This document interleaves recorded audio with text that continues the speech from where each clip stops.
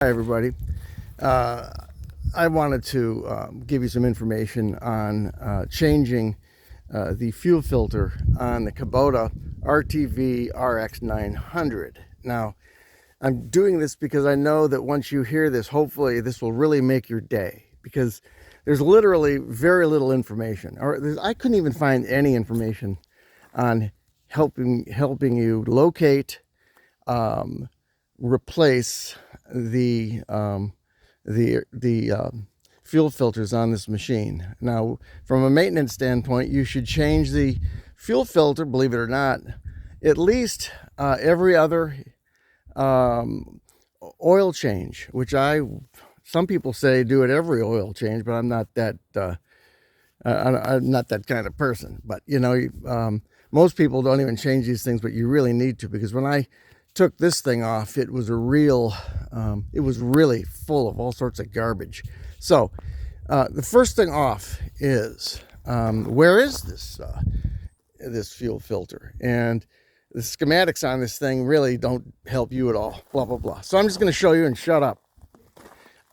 Near in the right rear, okay, down below here, you get down here and you will see where it's located. It's in this little kind of square protective housing, and it screws up inside of there. And you'll notice that the filter itself sits inside a reusable plastic canister, which screws up in there. And when you screw that in there and you take it out, make sure that you keep the larger O-ring around the top. Keep that O-ring and put it on a piece of towel or something. Make sure you don't lose that, because it has to be there. Okay. So that thing unscrews. Now, here's the deal. You can't find anything about this. Some people say, well, you know, as soon as you start unscrewing that thing, fluid starts to come out. Well, guess what? There is no shutoff valve that you can manually use.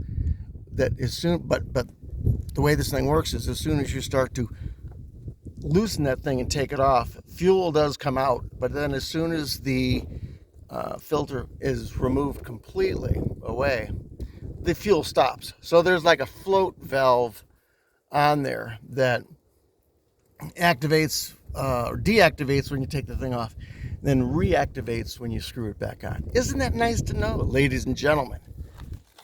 Because that's that was a big mystery for me. So here's the deal. Once you get the fuel filter off, this is the old filter that I have,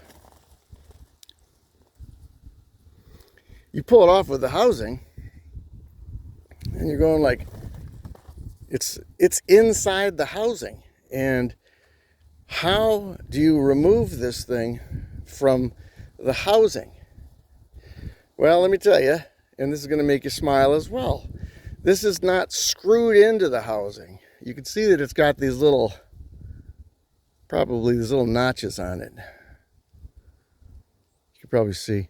You line those things up, and to insert the thing back into the housing. But then when you're taking it out, it can be stuck, and you're trying to figure out exactly how to do it.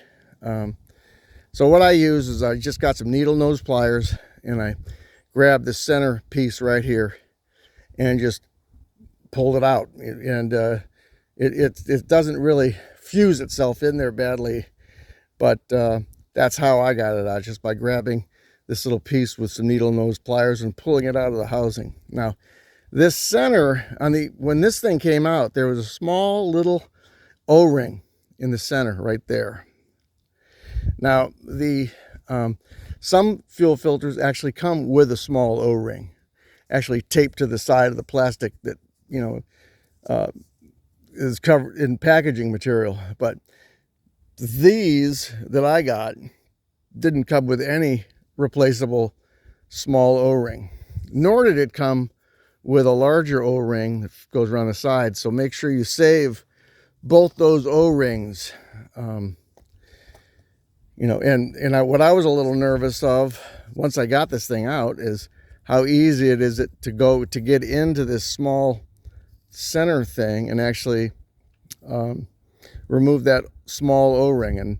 And that was a pretty easy thing. I just had to kind of turn it upside down and start whacking it on the palm of my hand, and I noticed it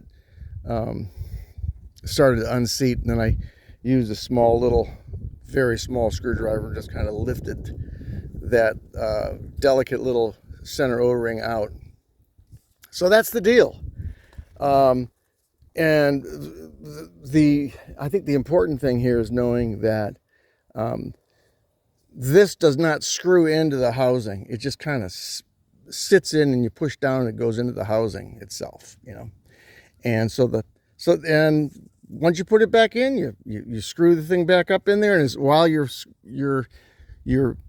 screwing it in, fuel will begin filling up that canister, and then once you have it tight, and you check for leaks and all this kind of thing. Run the thing for like 30 seconds or a minute, check for leaks, and you're good to go. So I hope that helps. Big thing is just kind of the removal, making sure you have these O-rings, that you're careful with them, and the knowing that there is no manual shutoff valve.